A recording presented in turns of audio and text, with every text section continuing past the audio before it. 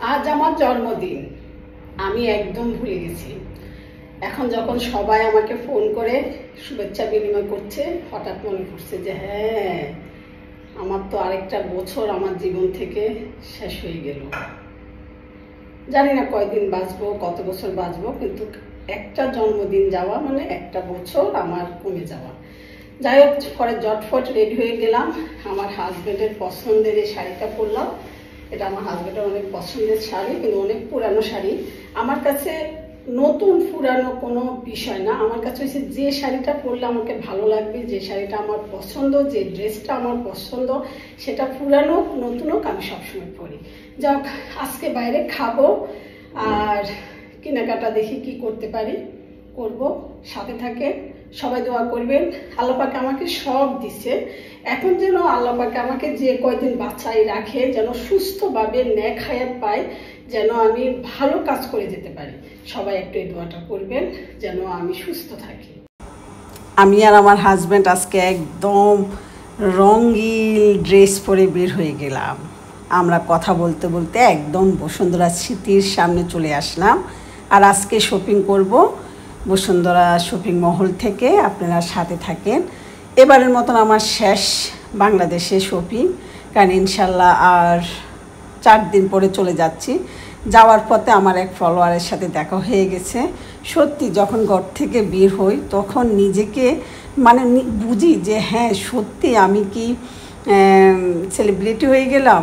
মানে এই মার্কেট, হাসপাতাল বা বের হলে অনেকে আমাকে চিনে। এই আপুটাও আমার ভিডিও দেখে, তাই উনিও আমার সাথে জড়াই ধরলো, একটু কথা বললো। দেখা যাক আর কার সাথে দেখা হয়।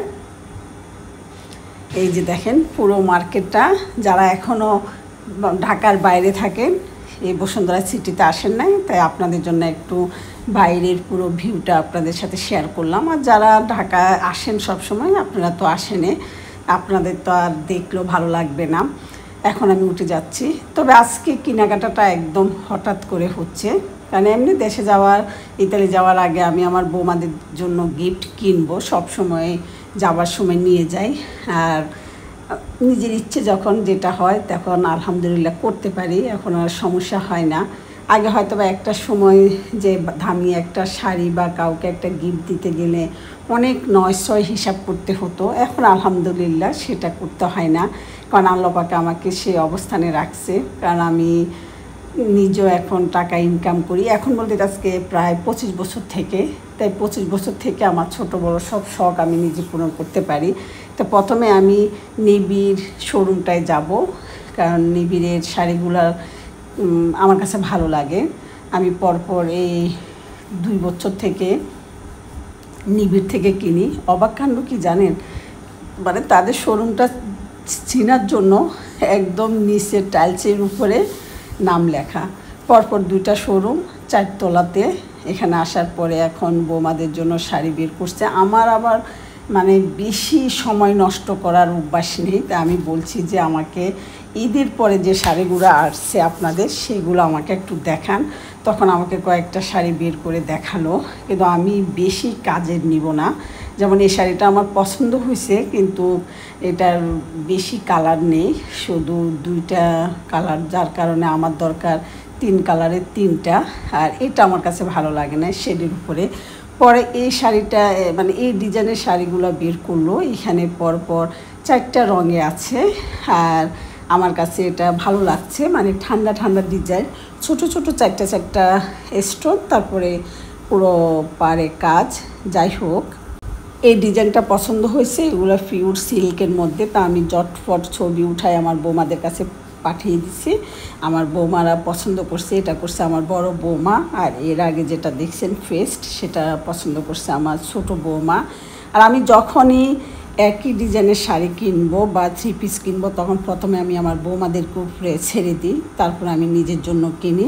যেমন এটা 4টা রঙের মধ্যে প্রথম ওরা দুজনে 2টা পছন্দ করছে, তারপরে যে 2টা আছে সেই 2টা আমি আর আমার হাজব্যান্ড অনেকক্ষণ তর্ক বিতর্ক করার পরে অবশেষে আমার হাজব্যান্ডের পছন্দের শাড়িটাই আমি কিনি।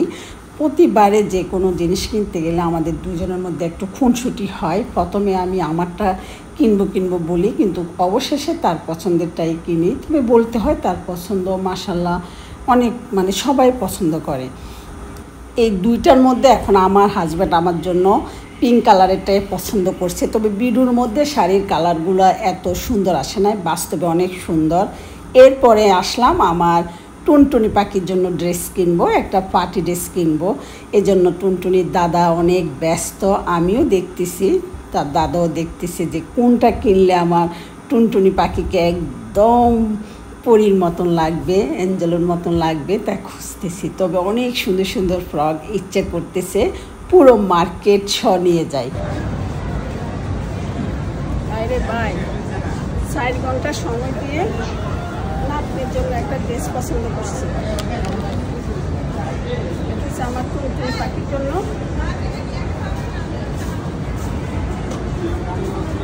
এটা হচ্ছে আমার বাসার জন্য, বড় বাসার জন্য, এটা হচ্ছে আমার ছোট বাসার জন্য। এইগুলো কেমন হচ্ছে 4 ঘন্টা। এই যে কি সুন্দর একটা ময়ূর সাজিয়ে রাখছে। আমি ড্রেস কিনতে যাচ্ছি বুঝছেন, তবে আমার হাজবেন্ডে মনে হয় কিনে দিবে না, কয় এগুলো এবার ভোক্তার অধিকারে বলছে সব নকল। এই সব নকল, পাকিস্তানি নকল। দেখো না পাকিস্তানি নকল, পাকিস্তানের থেকে ইন্ডিয়াটা নকল, পাকিস্তানিটা কিছু কিছু আসল। একটা পাকিস্তানি ড্রেস কিনবো, কিন্তু এটা তো আসল নাকি নকল গ্যারান্টি নেই। চলো এবার কিনবো আমার হাজব্যান্ডের জন্য আর ছেলেদের জন্য। তো আমার হাজব্যান্ড কাবলি ছুট দেখতেছে, কাবলি সেটগুলা, কিন্তু কাবলি সেটগুলো হে বলতেছে এগুলা বেশি কাটা, এই জন্য মানে পরার পরে তার কাছে আর ভালো লাগে না, সে কিনে নাই। যাই হোক, এখন পাঞ্জাবি কিনবো, বাপ ছেলে 3 জনের জন্য একই রকম ইচ্ছা আছে। কই তুমি কই? তুমি কোথায়?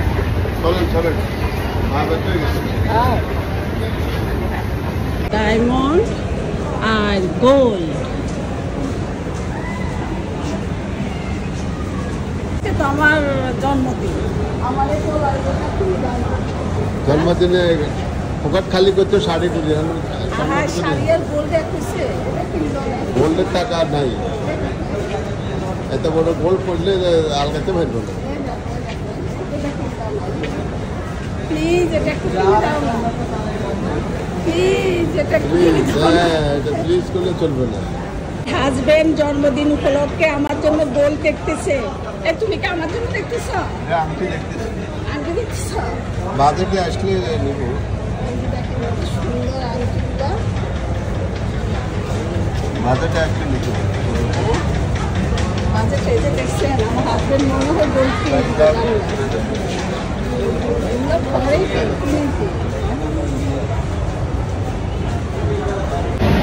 জন্মদিন উপলক্ষে কেনাকাটা শেষ, এখন খাওয়ার পর্ব।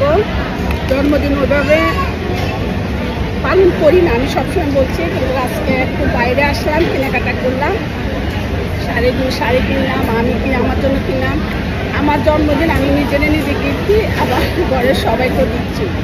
কী কী গিফট করলাম ইনশাল্লাহ বাসায় গিয়ে দেখাবো। আর আমার হাজব্যান্ডের অবস্থা খারাপ হয়ে গেছে পায়ের ব্যথায়, বুঝছেন, বেচারা আর পাটা ফুলে গেছে। তাই বলবো এখন বয়স একটু কম আছে, বুঝছেন, এনজয় করুন, শুধু টাকার পিছিয়ে দৌড়াবেন না, পরে একসময় ব্যাংকে অনেক টাকা থাকবে, এনজয় করতে পারবেন না, পায়ের ব্যথা মাজার ব্যথা পারবেন না, মন দিয়ে কোনো কেনাকাটা করতে পারবেন না। তাই প্লিজ সময় বের করে জীবনটাকে উপভোগ করুন। আমার জন্মদিন উপলক্ষে এমনি তো পালন করি না, আজকে একটু বাইরে আসছি, খাওয়া দাওয়া করবো, একটু শপিং করবো, বুঝছেন। দেখেন এখন ব্যাংকে টাকা থাকলেও, বুঝছেন, মন মতন যে একটু এনজয় করবো, জীবনটাকে উপভোগ করবো, ওষুধের জন্য পারি না। এই যে দেখেন আমার হাজবেন্ডের কী অবস্থা হয়েছে পায়ে। 3টা শাড়ি, 3টা পাঞ্জাবি আর 3টা জামা কিনছি, নাতির জন্য, বৌমার জন্য, আমার জন্য। দেখেন আমার হাজবেন্ডের পা কী অবস্থা, এই যে দেখেন, এই যে দেখছেন, এই যে দেখেন বেচারার অবস্থা খারাপ। কেনাকাটা শেষ, খুবই ভালো লাগছে যে পরিবারের সবাইকে গিফট করতে পারলাম। তাই বলবো সবাইকে টাকা ইনকাম করুন, টাকা ইনকাম করে নিজে ছোট বড় সব ইচ্ছা শখ পূরণ করুন। সবাইকে গিফট দিতে পারবেন, যাকে খুশি তাকে নিজের মন মতন খরচ করতে পারবেন, কোনো হিসাব কাউকে দিতে হবে না। তাই ছেলে বা মেয়ে সবাইকে বলবো, পরিশ্রম করুন, টাকা ইনকাম করুন, জীবনটাকে সুন্দর মতন অনুভব করুন। ভালো থাকবেন। ওকে, আল্লাহ হাফেজ, আসসালামু আলাইকুম। আরেকটা বিষয় আপনাদের সাথে আমি শেয়ার করছি। এটা আমি গতকালকে রাত্রে এসে যে রাখছি, আজকে হলো পরের দিন সন্ধ্যাবেলা। এখনও আমি প্যাকেটগুলোর থেকে শাড়িগুলো খুলে বের করি নাই, বা আমার হাজব্যান্ডের পাঞ্জাবি মানে কোনো কৌতূহলে নেই। মানে এতই টায়ার্ড হয়ে গেছি, কেন আমরা দুজনে পুরো বিকেলে একটু ঘোরাঘুরি করে দেখে দেখে যে কিনছি। অথচ এখন যদি আমি 30 বছরের আগে ফিরে যেতাম, তাহলে দেখা গেছে শাড়িটা আয়নার সামনে কতবার যে পরতাম যে আমাকে কেমন লাগছে বা শাড়িটা কেমন, দেখা গেছে তিনোটাই 3বার পরতাম, পরে ছবি উঠাতাম, আয়নার মধ্যে দেখতাম। কিন্তু এখন প্যাকেট থেকে বের করেও দেখি নাই। সত্যি এরই নাম হলো জীবন। তাই আমি একদম ভিডিওর শেষে বলবো, আপনারা যারা এখন সংসার শুরু করছেন, টাকা ইনকাম শুরু করছেন, আমি বলবো সব কিছুর ফাঁকে নিজেকে সময় দিন।